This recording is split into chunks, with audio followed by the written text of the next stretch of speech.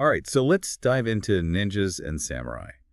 Um, I know your students are going to love this stuff. It's ancient Japan, powerful clans, epic battles. We're talking legendary warriors, shrouded in mystery. Going to separate fact from fiction here. Were ninjas really invisible? Did samurai duel on horseback while they were writing poetry? Well, you can't really talk about ninjas and samurai without talking about their history. Feudal Japan. It was a very different place than the Japan we know today. So set the scene for us. We're talking daimyos, those powerful lords, right? Exactly.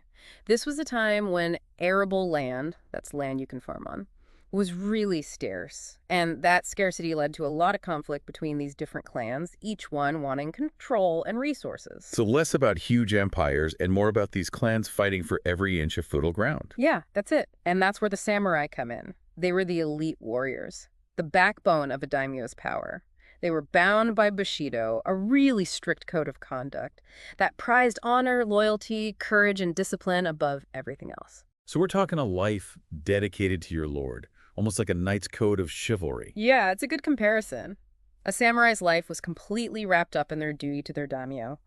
Our sources talk about how they trained from childhood, mastering swordsmanship, archery, horseback riding, even grappling techniques. It's crazy to imagine starting combat training so young. Yeah. And their swords, the katana and wakizashi, I mean, those weren't just weapons, right? No, not at all. They were like an extension of the samurai's soul, symbols of their lineage and their honor. They were given names passed down through generations, almost like treasured family heirlooms. And what about those stealthy figures lurking in the shadows, the ninjas? Where do they fit into this world of samurai and warring clans? Ninjas were a completely different breed. While samurai fought openly, ninjas were masters of secrecy.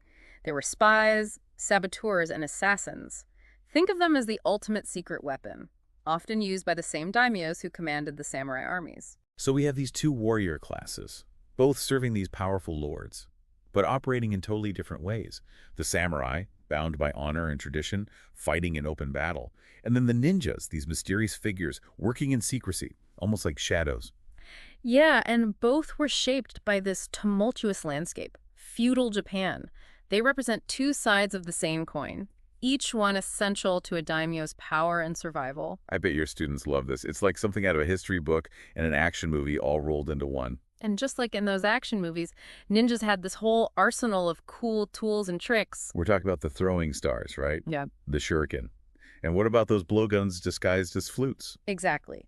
Ninjas were masters of disguise and deception. They could blend in with any crowd, appearing as monks, farmers, or even wandering musicians, all while carrying hidden weapons and tools. Wow, it's fascinating to think that while the samurai were these highly visible symbols of power, the ninjas were operating in the background, wielding their own kind of influence. And their methods were different too. While samurai engaged in direct combat, ninjas were all about strategy and surprise, exploiting an enemy's weakness. They were masters of unconventional warfare. It really makes you think about that whole image of the honorable warrior we associate with samurai, when you consider the tactics ninjas were using. It's a great point. It shows how complex this period really was, and how different warrior classes had totally different ways of approaching conflict. So we have these two warrior groups, both serving the same powerful lords, both incredibly skilled, but with wildly different ways of fighting and waging war. Yeah, and their stories are woven into the fabric of Japanese history, offering us a glimpse into a world that was both brutal and beautiful, steeped in tradition and filled with conflict. It's amazing to think that your students are getting to explore this world, a world where honor and intrigue collide, and these legendary warriors left an indelible mark on Japanese culture. And as we learn more about them, we'll discover how those legacies continue to resonate in modern Japan, from those ancient castles to how samurai values influence contemporary society. But before we get ahead of ourselves, let's go back to those samurai and really try to understand what it meant to live by the Bushido Code. We're talking dedication, discipline, and a worldview that affected everything about their lives. Absolutely. Bushido wasn't just about fighting, it was a philosophy. That affected everything from a samurai's daily routine to their relationships and their outlook on life and death. Let's break that down a little. What did Bushido actually look like in practice? I mean, did samurai walk around in full armor all the time, ready to jump into action? Not exactly. While they were always prepared for battle, samurai also had lives outside of warfare. They managed estates, they practiced calligraphy and poetry, and they even took part in elaborate tea ceremonies. It's interesting to think about these warriors who were so skilled in combat, also dedicating themselves to art and cultural refinement. It shows how multifaceted their lives were. They were expected to be well-rounded individuals, contributing to society in all sorts of ways. And their homes. Those samurai households, they were very different from a typical family home, even back then. What were they like? Like, were they these austere military-style compounds? More like structured. Our sources describe this hierarchy, where the father's authority was absolute, and children, especially sons, they were raised with this deep sense of duty and obedience. You can imagine the pressure that put on those young samurai in training. Intense. No time for, like, goofing off when you're being groomed for a life of service and possibly giving your life for your lord. Exactly. And even though women weren't typically warriors, they played a crucial role in maintaining this household structure and instilling those Bushido values in their children. They managed the home, made sure the family honor was never tarnished, and they prepared their sons for that demanding life ahead. It makes me think of Tomo Gozen, that female warrior we were talking about earlier. She really broke the mold, becoming a renowned warrior and leader in her own right. It's a powerful example of how even within a rigid system, individuals could defy expectations and make their own way. Makes you wonder how many other stories like hers are out there, just waiting to be discovered. Okay, so we've got this picture of the samurai. Disciplined, dedicated, shaped by this strict code of conduct. But I'm still really curious about those ninjas, lurking in the shadows. Let's get into their world of secrecy and illusion. Ninjas.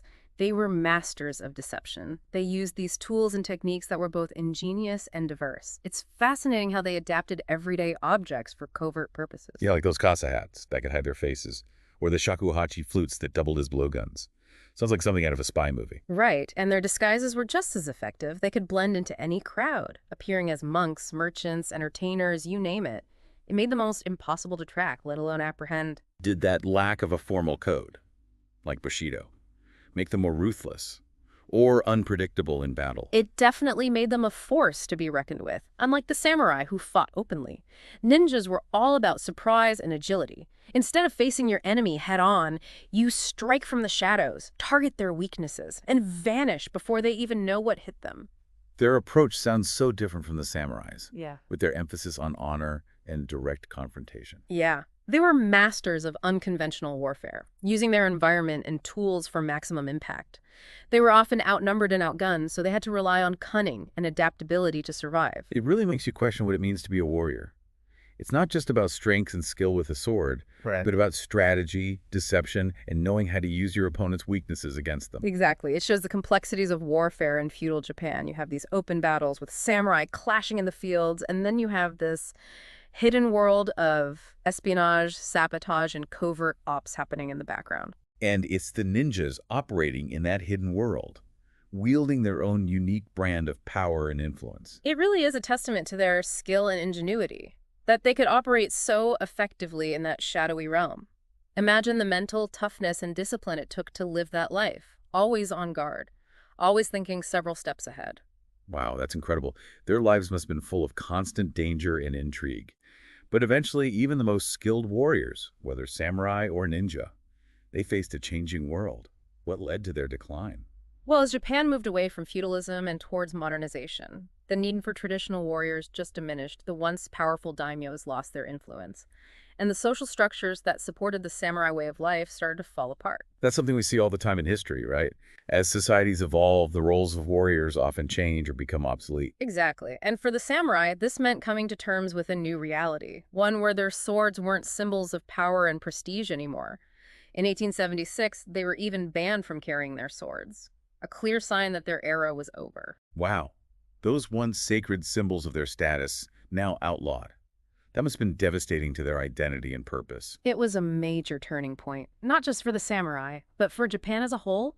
The country was leaving its feudal past behind and embracing a new future. And what about the ninjas? Did they do any better in this changing world? Unfortunately not. As powerful warlords consolidated their control, the independent ninja clans lost their autonomy, their way of life perfected over centuries.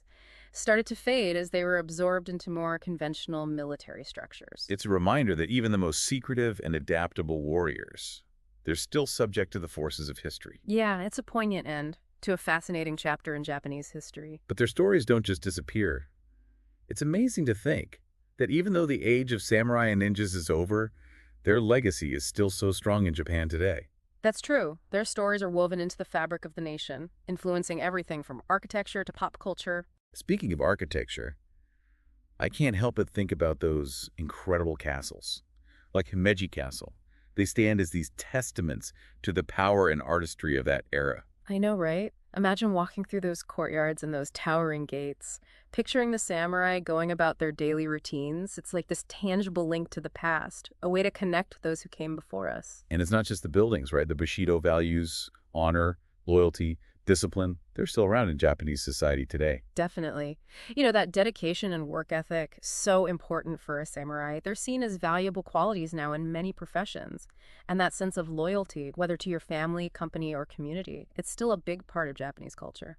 It's fascinating. Those values, once tied to warriors, have gone beyond their origins. It's like they're woven into the very fabric of the nation. Yeah. It shows the lasting impact of those ideals. They've evolved and adapted, but they still shape behavior and attitudes in modern Japan. And we can't forget pop culture. It keeps those stories alive. From those classic samurai movies like Seven Samurai to modern anime and manga, ninjas and samurai, they still grab our imaginations. True. These stories give people a way to connect with adventure, heroism, the battle between good and evil, and they help make sure these figures don't fade away. They're still relevant and relatable, even in our modern world. It's funny how our view of ninjas and samurai has changed.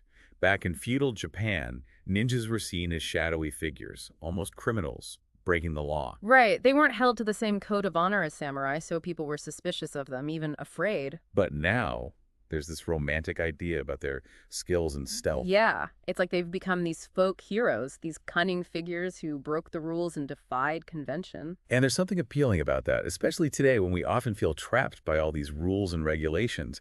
The ninja represents a kind of freedom, a resourcefulness that people find inspiring. I agree. So thinking about your students, what do you think they'll find most fascinating about ninjas and samurai?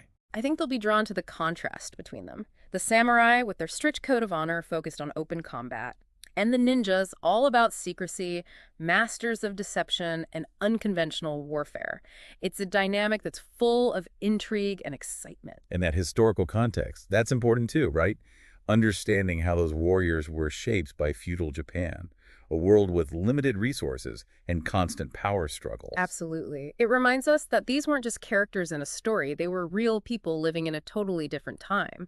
Their lives were defined by duty, loyalty, and the ever-present threat of violence. It's a world that's both captivating and brutal, and it's incredible to think how those warriors had such a lasting impact on Japanese culture. And their legacy still inspires and intrigues us today, whether it's through those historical sites, the influence of Bushido, or how popular ninjas and samurai are in our culture. Their stories continue to resonate. So as we wrap up this deep dive, what are some key takeaways we can leave our listeners with, especially those curious young minds in your classroom? Well, the main takeaway is that ninjas and samurai were more than just legends. They were real people, shaped by the unique circumstances of their time.